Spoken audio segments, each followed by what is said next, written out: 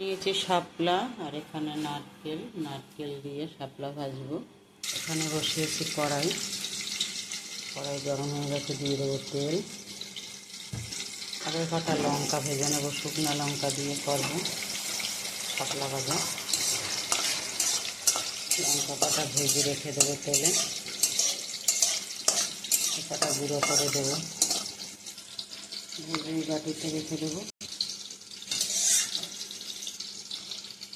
এই তেলের ভিতরে আবার দিলাম দুটো লঙ্কা ছিঁড়ে, দেবো দুটো সরিষা ফোড়নে,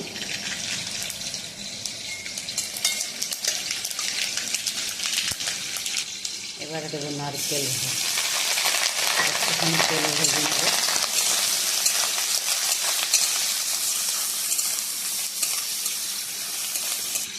এর ভিতর দেবো শাপলায় যতটা নুন লাগবে, পরিমাণ মতো লবণ, পরিমাণ মতো হলুদ। এবার একটু নাড়াচাড়া দিয়ে নেব, হলুদের গন্ধটা যাতে চলে যায়।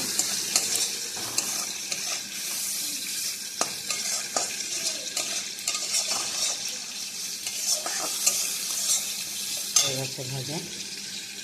এবারে দেবো শাপলা, এবার একটু জোরে জল দিয়ে নাড়াচাড়া করে ভাজবো।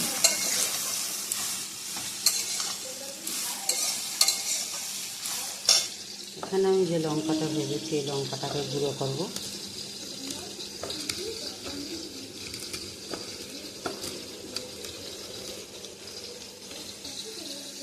যা করেছি দিয়ে দেবো শাপলার ভিতরে।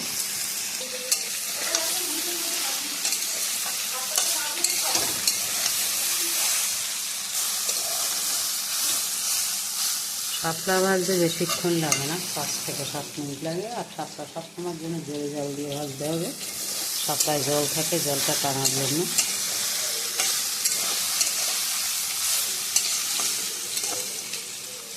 পাশে আমার কাঁকরোল ভাজা হচ্ছে, আজ থেকে যে কাঁকরোল করেছিলাম সেই কাঁকরোল ভাজি।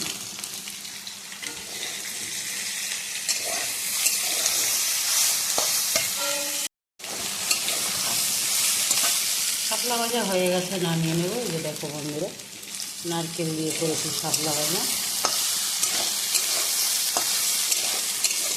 হয়ে গেছে। গ্যাস নিয়ে দেবো, নামিয়ে নেব এক্ষুনি। আর এ পাশে আমার কাঁকরোল ভাজা হয়ে এসছে, প্রায় আর একটুখানি হয়ে যায়।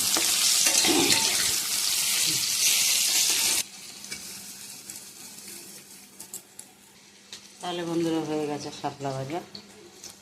আপনারা এইভাবে করে খান, আশা করি ভালো লাগবে। একদম কিন্তু মশলা ছাড়াই, শুধু লঙ্কা হলুদ নুন দিয়ে, সঙ্গে চিংড়ি মাছও দিতে পারেন, শাপলাও দিতে পারেন, যা আপনাদের ইচ্ছা।